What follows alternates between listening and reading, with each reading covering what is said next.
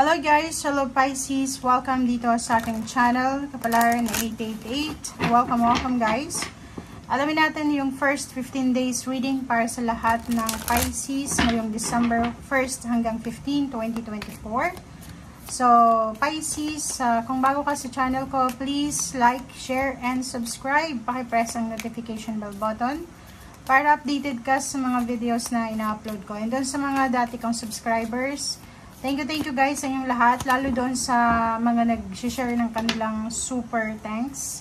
Thank you guys doon sa nagbibigay. Ilagay ko na lang kasi marami kayo doon. So, sa ilalim na lang, okay? Nasa pin, basa na lang sa ilalim. And thank you guys sa inyong lahat.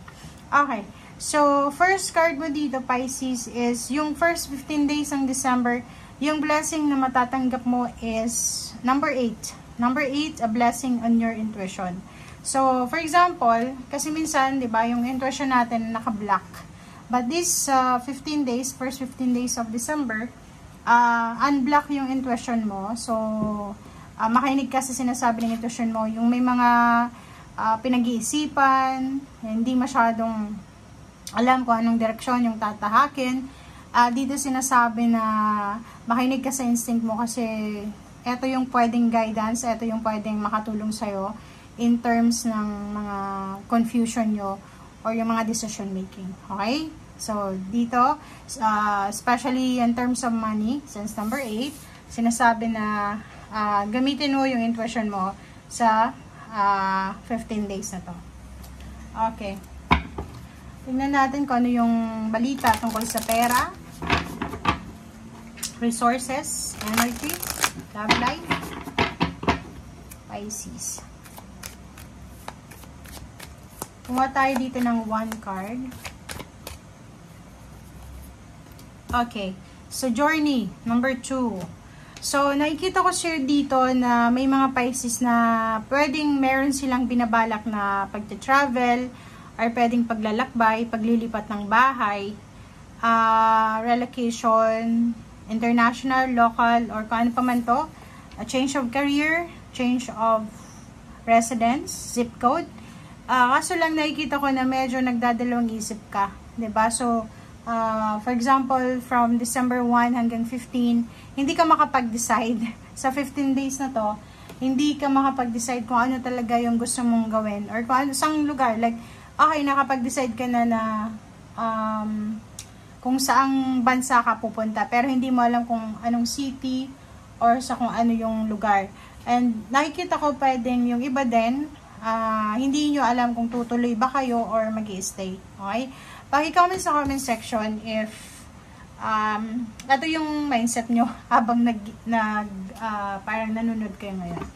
And sinasabi din ng baraha sa'yo na marami kang gustong gawin ngayong December na to. Marami kang pinaplano, marami kang gustong gawin na parang ano to, matagal mo nang pinaplano na gusto mong simulan siya sa ngayon.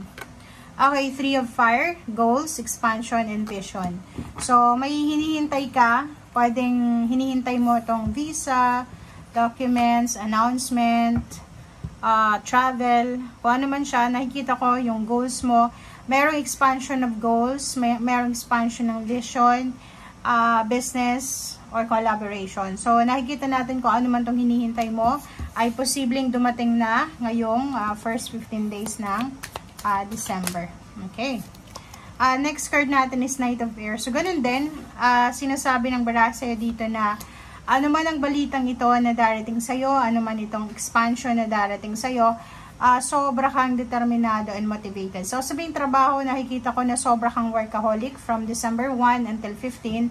Nakikita ko yung double time hanggang gabi, nagtatrabaho ka, weekend, nagtatrabaho ka. So, eto yung energy ng sobrang, parang sobrang confident ka na matatapos mo to by the end of by the end ng second week ng December. Magician, may isa kang, pwedeng isa or marami na mamamanifest na bagay, pera, relationship. So, ihanda mo yung sarili mo ngayong 15 days na to kasi makakatanggap ka ng empowerment, strength, stability, balance, security sa kung ano man tong minamanifest mo. In short, may milagro na posibleng dumating sa'yo. Okay? So, syempre, sobrang kayo, workaholic. So, natural to na energy. Expected na tong 10 of fire na mangyayari to kasi sobra kang busy, abala, sobra kang workaholic. So, syempre, medyo may stress ka, medyo yung iba kulang sa tulog, yung iba kulang sa kain, kulang sa pahinga, kasi ang dami nilang obligations, ang dami nilang kailangan tapusin, nagmo-multitask yung iba sa inyo dyan. Pero, ang maganda, sinasabi ng barahan na kung ano man itong minumultitask mo, ano man itong dahilan ng stress mo, ano man itong dahilan ng imbalance mo, or yung overworking mo, ma-accomplish mo naman siya for 15 days. Okay? From December 1 to 15, ma-accomplish mo siya, matatapos mo siya, makukumpleto mo siya kung anumang obligasyon yan, trabaho, negosyo, or kano pa man, dokumento, and tatapusin mo yung 15 days na masaya, celebratory. So, nakikita ko siya dito na may isa-celebrate ka na isang okasyon, happy moments, celebration, victory, success, endings, positive endings, or kano man siya, na isa-celebrate mo bago mag second half ng December 2024. 5 of water, and then abundance and Ace of Earth. Nakikita ko sir dito, etong abundance and opportunity and different sources or resources. Nakikita ko ginagawa mo na siya sa ngayon. So, pwedeng bago ka lang sa trabaho, or papasok ka pa lang sa trabaho, sobrang motivated ka, sobrang motivated and determinado ka. Ito yung pakiramdam ng first time mong makapasok sa isang company, or first time mong magtrabaho, or first time mong ma-hire. Ito yung energy na to. Okay? So, comment down below if merong mga Pisces dyan na sobra kayong workaholic. Sobra kayong parang lahat na lang ng yung hindi na natutulog kasi ayaw nyong sayangin yung oras. Okay? Overtime ng overtime. Okay. Siguro for this week, siguro second week, simula 1, wait lang, 2, 3, 4, 5, 6, 7, 8, 9. Okay, starting December 9, medyo disappointed ka, or medyo hindi mo gusto kung ano yung nangyayari, but nakikita ko sa'yo dito na makaka-recover ka din by the end of the second week. Okay? 7 of Air, sinasabi ng baraha, be careful, kasi posibleng may mga traidoran dyan. Okay? So, nakikita ko sa'yo dito na madidisappoint ka sa isang tao. Okay?